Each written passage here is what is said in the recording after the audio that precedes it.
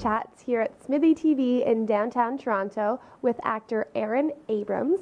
What initially got you started into acting?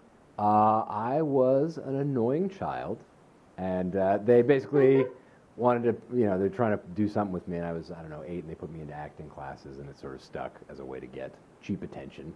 And then eventually it became a real thing where I was in acting high school, and in acting, I went to an acting conservatory, and then I started doing it professionally around 2001, I guess. Great. Yeah. And were there any films or shows in particular from your childhood that really influenced you?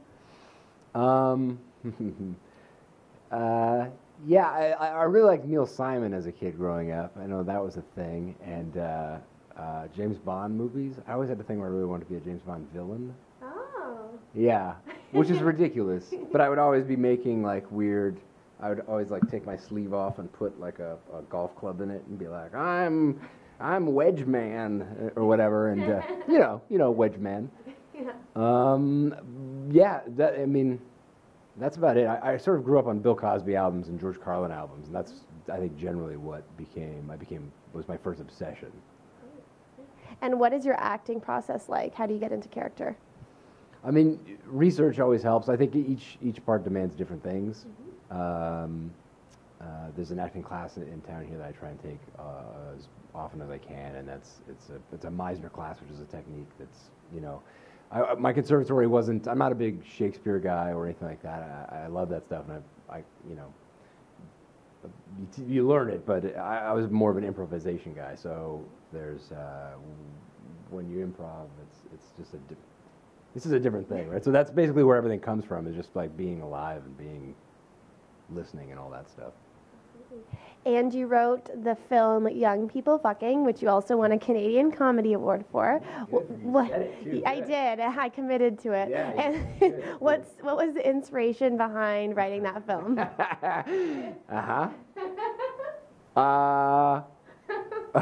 The inspiration. I think, romantic comedies at that time were very sexless. They were like, there was no R-rated comedies, especially romantic comedies. It was sort of before Wedding Crashers and all this sort of new stuff started happening. And so it seemed weird that, romantic comedies always ended at the first kiss, when a lot of the good stuff kind of happens after that. And so, and also sex comedies were sort of juvenile fun things, like American Pie, where it was like, I put my dick in a pot. Like it doesn't really speak to adults, really. So the idea was just trying to make an adult comedy that had like a lot of romance in it, but wasn't devoid of sex. We maybe went overboard with the sex in retrospect. And what types of roles do you hope to play in the future? I've been on a streak of playing jerks. Maybe it goes back to wanting to be a James Bond villain, but I have no problem with that. It's just really fun to play an antagonist and to find new ways to sort of be hated, or just at least be an obstacle for a guy. And that stuff's always the most fun to do, certainly. It's a lot of pressure playing a lead guy who has to kiss a girl and all that stuff. Like that's you have to be charming and likable. That's difficult work. And what advice would you give to an aspiring actor?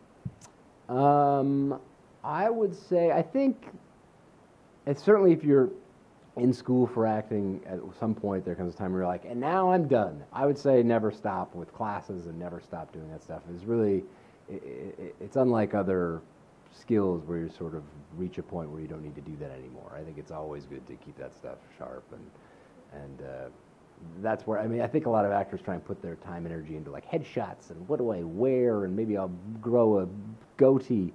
Just go to class and get the best you can do. That's the only thing you can control, is sort of how much time and energy you put into that. What projects do you currently have on the horizon?